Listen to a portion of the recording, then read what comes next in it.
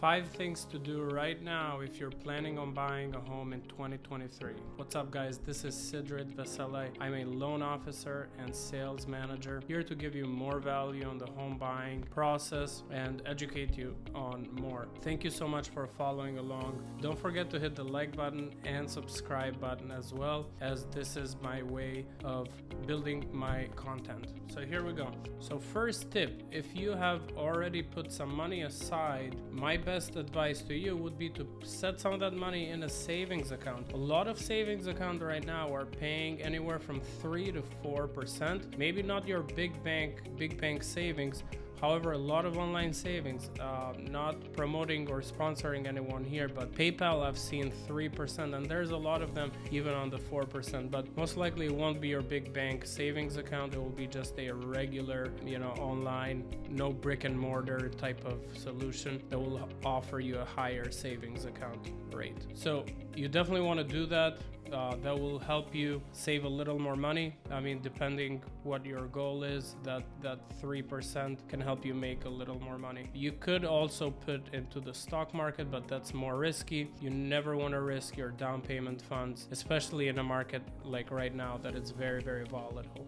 My second advice, review your credit. Super important to know what's on your credit. Freecreditreport.com will give you an idea what's on your credit and what's not. You'll likely have to pay to get a credit score, but it's totally worth it. You could also go on Credit Karma. That will give you an idea what your credit is.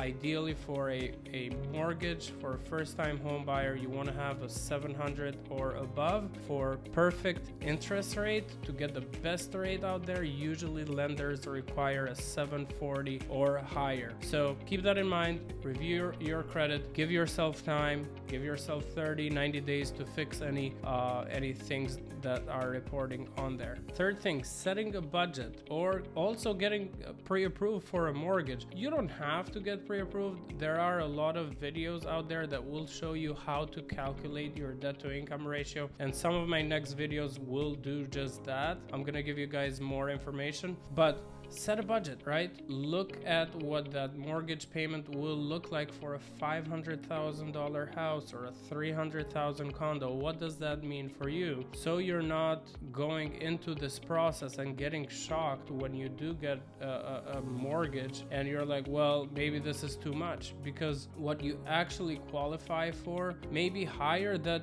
you may feel comfortable paying every month. So knowing your numbers, it's key to knowing exactly what you're going to be paying for. Number 4, and I think this is super crucial too, is knowing what kind of loan programs, or if you're going to do any down payment assistance or closing cost assistance. Why this is important is, for example, let's say you have 5% down, but you don't have enough for your closing cost. Having a strategy, what you're going to do, is super important, because you don't want to miss out on a house just because you didn't have $10,000 in closing costs. There are strategies such as having a seller credit or a lender credit or a closing cost assistance program. There are many local ones out there that you can research on your own that will pay for your closing costs, but being ready is super crucial.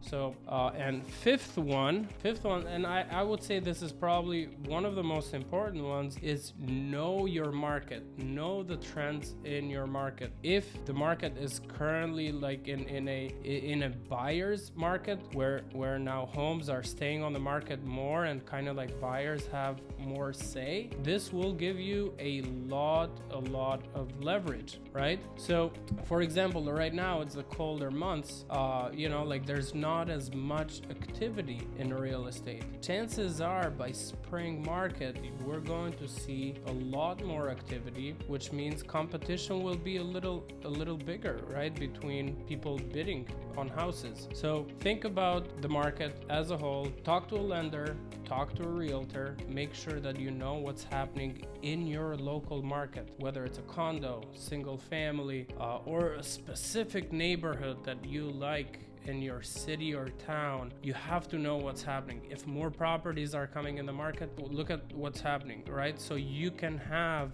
the upper hand in 3 months from now, 6 months from now, or even a year from now. If you're planning on buying, you're prepared, you're ready, and it will make you even more successful when you start making those offers if you have these things in order. Thank you so much for watching this video. If you want to shoot me an email, if you have any lending questions, sidrit@ewmortgage.com. I would love to hear from you, and please don't forget to hit like and subscribe to my channel. I appreciate you, and see you on the next one.